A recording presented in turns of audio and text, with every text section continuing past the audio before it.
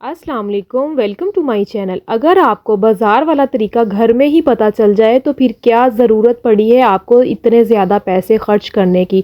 आज मैं आपको कंप्लीट बाज़ार वाला तरीका बताऊंगी और इतना अच्छा और इतना इजी करके बताऊंगी कि आपको ज़रूरत ही नहीं पड़ेगी बाज़ार से महंगे पैच लगवाने की। सेम वही तरीका होगा, हर चीज़ वही होगी और इतना बेहतरीन तरीका होगा कि आपका जो है ना, सारी ख़वातीन जो है वो खुश हो जाएंगी, उनका दिल खुश हो जाएगा। एक्स्ट्रा जितना ऑर्गेन्जा था वो हमने कटिंग कर लिया है। सफ़ायर का ये बहुत ही खूबसूरत सा आर्टिकल है जिसके पैचेस लगाना मैं आज आपको बताऊंगी और बहुत ही इजी तरीका बताऊंगी। आपने एक्स्ट्रा जो है ऑर्गेन्जा कटिंग कर लेना है, उसके बाद जो है ना आपने इसको अच्छे तरीके से हीट लगा के प्रेस कर लेना है। ठीक है, ये देखें अच्छे से मैंने आयरन को गर्म कर लिया था, उसके बाद जो है ना मैंने इसकी हीट को बंद कर दिया और इसको अच्छे से प्रेस कर लिया। यहाँ पर मैंने एक पेपर लिया है, इसको डबल ट्रिपल जो है आपने फोल्ड कर लेना है। फोल्ड करने के बाद जो है ना इसको हम इस तरह से करेंगे काविया। यहाँ पर मैंने 20 मिनट के लिए काविया गर्म कर लिया था, इसको हम उसी फोल्डिंग किए हुए पेपर के साथ अच्छे तरीके से पहले साफ़ कर लेंगे। ठीक है, उसके बाद हम यहाँ से ना इस तरह से काविया करना स्टार्ट करेंगे। तो आपने ये देखना है कि मैंने जो है ना इस फैब्रिक को किस तरीके से ग्रिप किया हुआ है। ठीक है, आपने भी सेम इसी तरीके से ना अपने हाथों की उंगलियों में इस तरह से ग्रिप करना है। आपकी फिंगर जो है ना वो नीचे की जानिब नहीं आनी चाहिए, मतलब जहां पर आप काविया यूज़ करें ना उससे थोड़ी सी दूर रखनी है आपने फिंगर अपनी। ठीक है, ताकि आपकी फिंगर जो है वो जल जाए। अक्सर ऐसा भी हो जाता है कि मेरे हाथ पे भी जो है वो काविया लग जाता है और वो भी एहतियाती में लगता है, वरना ये इस तरीके से बिल्कुल भी नहीं लगता है। आप जितने भी एक्सपर्ट हों, अगर आप थोड़ी सी भी बेहतियाती करेंगे तो आपके काविया की हीट जो है वो लग सकती है, हाथ जो है वो जल सकता है आपका। ठीक है, तो अब यहाँ पर ये देखें हमने दामन वाली साइड जो है वो इसकी कर ली है। अब यहाँ पर हम करेंगे ये चौक वाली साइड। तो आपने बिल्कुल एम्ब्रॉयडरी के साथ साथ जो है वो काविया नहीं करना है, आपने थोड़ा सा बिल्कुल ऐसे जैसे माइनर सा ना आपने एम्ब्रॉयडरी को छोड़ते हुए फिर आपने काविया करना है। ठीक है, ये भी आपके काम की नीटनेस के लिए बहुत ज़्यादा ज़रूरी है। अब जो है हम फ्लावर की अंदर वाली साइड करेंगे। ये देखें यहाँ से जो हमने ना इस तरह से इसको अच्छे तरीके से जो है वो काविया कर लेना है। ठीक है, ये देखें इसी तरह हमने ये देख ले मैंने कितना काविया यूज़ किया है और मैंने फिर इसको साफ़ किया है। ठीक है, साफ़ करना जो है ना ये बहुत ज़रूरी है नीटनेस के लिए, खूबसूरती के लिए। थोड़ा थोड़ा काम करती जाए और साथ के साथ इसको ना साफ़ करती जाए।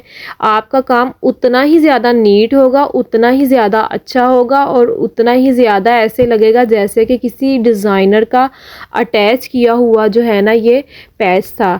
ये सफ़ायर का बहुत ही खूबसूरत सा आर्टिकल था, ये मुझे ना मतलब बड़ा पसंद आया। तो पहले मैंने सोचा कि क्यों ना इसको मार्केट में ही लगवा लिया जाए।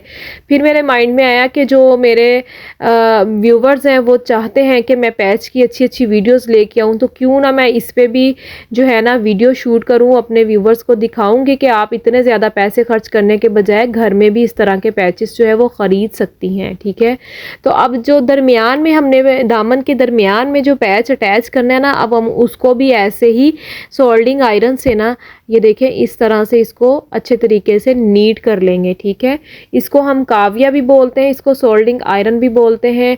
माशाल्लाह से मेरी इतनी बहनें और वो मुझे बहुत अच्छे अच्छे कमेंट करके जो है ना वो अप्रिशिएट करती हैं। यकीन करें बड़ी खुशी होती है जब आपकी मेहनत को अच्छे तरीके से सराहा जाता है और आपको अप्रिशिएट किया जाता है। मैं उन सारी बहनों के लिए दुआ गो हूँ जो बड़े अच्छे अच्छे कमेंट्स करती हैं और मेरी हौसला अफजाई करती हैं। ठीक है, जिस तरह से आपने ये देखें बाकी जो है कटाव कर लिए हैं काविया, इसी तरह आपने बाकी फ्लावर जो है वो भी काविया कर लेना है। मैं पूरी कोशिश करूँगी कि आपको एक ऐसा काम बताऊँ जो कि आपके लिए अच्छा हो, आपके लिए पायदारी हो। मतलब ऐसा नहीं कि आप वो काम कर लें और बाद में आपका जो कपड़ा है वो ख़राब हो जाए। बहुत अच्छा और नीट काम बताऊँगी, अच्छे तरीके से बताऊँगी कि आपका दिल जो है वो खुश हो जाएगा। ठीक है, तो ये देखें यहाँ पर जो है ना इसी तरह हमने बाकी भी जो है ना अपना काविया करके ना इसको भी दामन को नीट कर लेना है। ठीक है, ये रहा। अब जो है हमारा अगला स्टेप है, दामन है ना ये दामन वाली साइड है, इसको हमने 1/2 इंच फोल्ड कर लिया है और ये हमारी चौक वाली साइड है, इसको भी हमने फोल्ड कर लिया है, मतलब मैंने आयरन के साथ ना इसकी फोल्डिंग लगा ली थी। ठीक है, एक और चीज़ देख लें, यहाँ तक ये देखें हिप का मैंने निशान लगा दिया था, जहाँ तक इसका निशान था ना वहाँ तक मैंने जो हमने अपनी शर्ट रेडी करनी है उस रेडी करने के हिसाब से मैंने मार्किंग की है, मतलब यहाँ पर मेरी शर्ट जो है वो रेडी होगी इस मार्किंग पे। ठीक है, आपने ये स्टेप लाजमी अपनाना है। अब आपने जब ये वाला पैच रखना है ना तो वो मैं आपको तरीका बताऊंगी कि आपने किस तरीके से रखना है, मतलब आपकी जो है दामन वाली साइड बराबर आनी चाहिए या चौक वाली साइड, मैं आपको कंप्लीट इसकी भी गाइडलाइन दूंगी। ठीक है, तो अब यहाँ पर आपने ना इस तरह से इसकी आउटलाइन के साथ साथ जो है ना वो फैब्रिक ग्लू लगाना है, बिल्कुल ऐसे, ना तो बहुत ज़्यादा लगाना है ना बहुत कम लगाना है, बस इतना लगाना है कि ये अच्छे तरीके से ना बैठ जाए, मतलब कि इसके अच्छे तरीके से ना इसके ऊपर जम जाए। ठीक है, तो आपने इस तरह से इसको ना अच्छे तरीके से फैब्रिक ग्लू लगा देना है। लगाने के बाद ना अब जो सेट करने की बात आती है वो ये है कि आपने ना पहले दामन की तरफ से सेट करना है। ठीक है, जैसे ही आपका दामन इक्वल आएगा ना फिर आपने चौक की तरफ से इसको सेट करना है। तो यहाँ पर मैं आपको एक अहम चीज़ बताती हूँ कि यहाँ पर जब मैंने बिल्कुल ऐसे इक्वल करके ना सेट किया ना तो यहाँ पर एक जो थी ना एक चीज़ थोड़ी सी रूटीन से हट के हुई, वो मैं यहाँ पर फैब्रिक ग्लू लगा के ना आपको बताती हूँ कि यहाँ पर जो है ना एक थोड़ी सी जो है वो रूटीन से एक हट के बात हुई थी। तो अगर इस तरह से पैच लगाते हुए आपके साथ इस तरह का कोई मामला पेश आए तो वो आपने इसकी टेंशन नहीं लेनी है, आपने इसको खुद ही सॉर्ट आउट कर लेना है। ठीक है, ये देखें यहाँ पर जैसे मैंने एम्ब्रॉयडरी सेट की ना तो ये थोड़ी सी बाहर की जानिब आ रही थी, तो फिर मैंने इसको आने दिया, मतलब अगर इतनी सी आपकी एम्ब्रॉयडरी बाहर आ रही है तो कोई इतना बड़ा मसला नहीं है। जब हम इसको यहाँ से फोल्ड करेंगे ना पलटा लगा के तो वो सारी अंदर की जानिब फोल्ड हो जाएगी, मतलब आपकी एम्ब्रॉयडरी जो है वो बिल्कुल इक्वल आएगी, मतलब कोई इतना बड़ा इशू नहीं होगा। तो मैं आपको बस यहाँ पर यही कहना चाहूँगी, अगर इस तरह का मसला हो तो आपने दामन बिल्कुल इक्वल लेना है। ठीक है, और जो भी थोड़ी बहुत अगर एम्ब्रॉयडरी निकलनी हुई तो वो आप चौक की जानिब से निकाल लें, और जब बाद में आप इसको दामन को और चाक को पलटा लगा के जब अंदर की जानिब फोल्ड करेंगे तो आपकी एम्ब्रॉयडरी भी बिल्कुल सेट आ जाएगी और आपका दामन तो पहले से ही सेट होगा। ठीक है, ये देखिए इस तरह से ना आपने साथ के साथ फैब्रिक ग्लू लगाते जाना है। ये देखिए, और इसको ना ऐसे सेट करते जाना है। ठीक है, अब आपने इसी तरह सेम वही वाला तरीका करना है, पहले दामन से सेट कर लेना, उसके बाद आपने चौक की तरफ से जो है वो सेट करना है। इसको ऐसे ऊपर रख के ना हल्का हल्का हाथ के साथ ऐसे प्रेस कर लें, ये देखें ऐसे हल्का हल्का, और अब इसको मैं नीचे की जानिब करके ना आपको वो भी दिखा दूंगी। ये देखें इस तरह से। अब यहाँ पर जो है ना हमारा इतना स्टेप जो है वो बाकी रह गया है, जो एक्स्ट्रा उन्होंने 7 पट्टी दी हुई थी ना अब हम उसको सेट करेंगे। अच्छा सफ़ायर वालों ने ना ये थोड़ा सा इस तरह ये काम किया कि साथ ये एक्स्ट्रा जो है ना वो पट्टी दी है। मेरे ख्याल में ये ज़्यादा बेस्ट काम है कि मतलब अगर किसी ने 20 इंच भी दामन रखना हो तो वो 20 इंच दामन रख ले, थोड़ी सी पट्टी दरमियान में आएगी वो जॉइंट लगा ले। अगर किसी ने 30 इंच भी दामन रखना हो ना तो बिलीव मी इतना ये पैच था कि 30 इंच दामन जो है वो रखा जा सकता था। ठीक है, तो यहाँ पर अगर आप 30 इंच भी दामन रखना चाहें तो आप अपनी जिस तरह से मैंने आपको तरीका बताया ना तमाम निशानात लगाएं और 30 इंच पे जो है ना आप अपना दामन सेट कर सकती हैं। यहाँ पर जो आपने पहली बात देखनी है ना, दामन पे ये जो कटाव बने हुए हैं ना नोकदार कटाव, आपने इनको इक्वल रखना है। ठीक है, आपका जो दामन है ना वो ये जो कटाव है वो आपके बिल्कुल इक्वल आने चाहिए। ठीक है, जो हम एम्ब्रॉयडरी है ना मैं दोनों तरफ से सेट कर रही थी लेकिन थोड़ी बहुत जो कमी थी ना वो रह रही थी, तो मैंने सोचा कि अगर नीचे से अगर ऊपर से फ्लावर सेट करती हूँ तो नीचे से कटाव ख़राब हो जाते हैं, तो चूँकि ये दामन वाली साइड है तो ये जो साइड है ना यहाँ से जो है आपके कटाव बिल्कुल बराबर आने चाहिए। तो फिर मैंने यहाँ से जो था ना दोनों तरफ से कटाव बिल्कुल बराबर ले लिए, मतलब यहाँ से पता ही नहीं चल रहा था कि आपने यहाँ पर कोई जॉइंट लगाया है या नहीं लगाया। ठीक है, फैब्रिक ग्लू लगा के ना इनको मैंने ऐसे अच्छे से प्रेस कर लिया था, उसके बाद जो है ना मैंने इसको अच्छे से आयरन कर लिया था। अब यहाँ पर मेरे पास दामन में से इतना सा ये पीस बचा है तो इसको मैंने संभाल लेना है। मैं कल की वीडियो में आपको बताऊंगी कि इसका मैंने क्या करना है। ठीक है,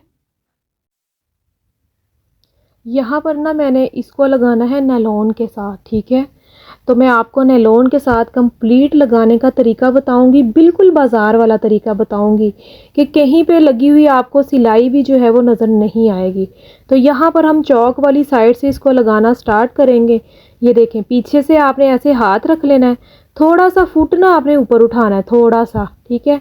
और इस तरह हाथ की मदद से जो जो शेप हमारी बनी हुई ना, ऐसे उसकी शेप के साथ साथ ना आपने ऐसे फुट को घुमाना है, ठीक है। आप जैसे ही अपने फैब्रिक को घुमाएंगी ना, तो ये देखें इस तरह से शेप के साथ साथ आपकी सिलाई जो है वो लगती जाएगी। ये देखें सारा काम जो है ना वो आपके हाथ का है, ठीक है।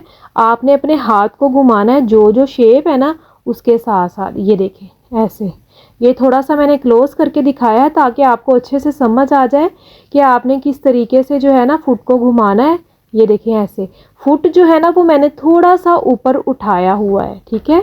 तो इस तरह से ना आपने दोनों हाथ की मदद से ऐसे कपड़े को अच्छे तरीके से ग्रिप करना है और ऐसे पैच जो है ना वो साथ के साथ जो है वो ऐसे लगाते जाना है। ये देखें ऐसे, अगर आप इस तरीके से पैच लगाएंगी ना, यकीन करें इतना खूबसूरत आपका पैच लगेगा ना। ये देखें ऐसे, इस तरह से आपने ना इसको घुमाना है, ठीक है। अब जो ये वाली इसकी बाहर वाली ये वाली साइड है ना, इसको भी मैं आपको बताऊंगी यहाँ पर कि आपने इसको कैसे लगाना है। यहाँ से ऐसे पकड़ लेना है, ठीक है। फुट आपने हल्का सा नीचे से उठाया ही हुआ है, ठीक है। तो इसको ऐसे ना इस तरह से इसकी शेप के साथ साथ जो है ना ऐसे, जैसे जैसे इसकी शेप है ना वैसे वैसे आपने टांका लगाना है। ऐसे ही आपने इस तरह से सारा जो काम है ना आपके हाथ का है। आपने अपने हाथ में अच्छे तरीके से ग्रिप रखनी है फैब्रिक की, ठीक है। अपनी उंगली और अंगूठे की मदद से फैब्रिक को अच्छे से ग्रिप देनी है और अपनी जो आपके हाथ की हथेली है ना उसकी मदद से आपने जो है ना अपने इस शर्ट को ऐसे करके घुमाना है। ये देखें इस तरह से, यहाँ पर जो है ना हमने जॉइंट लगाया था, हम उस जॉइंट को कवर कर रहे हैं और ये इतने अच्छे तरीके से कवर हो गया था और बिल्कुल भी कोई एक सिलाई भी जो है वो नज़र नहीं आ रही थी। इतने अच्छे तरीके से जो है ना इसकी सिलाई लगी। ये देखें ऐसे, तो इस तरह से ना मैंने साथ के साथ इसको अच्छे तरीके से ऐसे मैं घुमाती की जैसे जैसे इसकी पेटल की शेप थी। बस आपने इस चीज़ को याद रखना है कि फुट को आपने थोड़ा सा उठा लेना है, ठीक है। फुट को उठा के जो है ना फिर आपने ऐसे सिलाई लगानी है। ये देखें इस तरह से, इतनी अच्छी और इतनी नीट सिलाई लगी थी ना। मैं आपको इसकी उल्टी साइड से भी दिखाऊंगी कि इतना जो है ना वो नीट बना था इसका ये सारा इस तरीके से सिलाई लगा के। अब मैं आपको अंदर की जानिब भी बताऊंगी कि आपने अंदर की जानिब जो सिलाई लगानी है ना वो कैसे लगानी है। ये देखें इस तरह से, ऐसे आपने ना यूं हाथ को ऐसे ऐसे घुमाना है, ठीक है। इस तरह से जैसे जिगजैग होती है ना, आपने इस तरह जिगजैग की सूरत में करना है। ये देखें जो दूसरी साइड का ज्वाइंट था ना दामन का ज्वाइंट, उसको भी हमने ये देखें ऐसे सेट कर लिया है, ठीक है। ये देखें ऐसे, अब आपने इसको इस तरह से लगाना है, ठीक है। ऐसे आपने ना जैसे जिगजैग करते हैं ना इस तरह से आपने फैब्रिक को घुमाना है। ये देखें ऐसे एम्ब्रॉयडरी के साथ साथ कोई एक टांका भी जो है ना वो आपका नज़र नहीं आएगा और आपकी जो है ना इतनी अच्छी इसकी एम्ब्रॉयडरी भी हो जाएगी। ये देखें, तो यहाँ पर फाइनल लुक आप इस शर्ट की देख लें, कितनी खूबसूरती के साथ ये पैच जो है वो लग चुका है। आई होप कि आपको आज की मेरी ये वीडियो पसंद आई होगी। जो न्यू देखने वाले हैं मैं उनसे रिक्वेस्ट करूँगी कि वो जल्दी से मेरा चैनल सब्सक्राइब कर दें, लाइक करें, शेयर करें और अच्छा सा कमेंट करें। अल्लाह हाफिज़।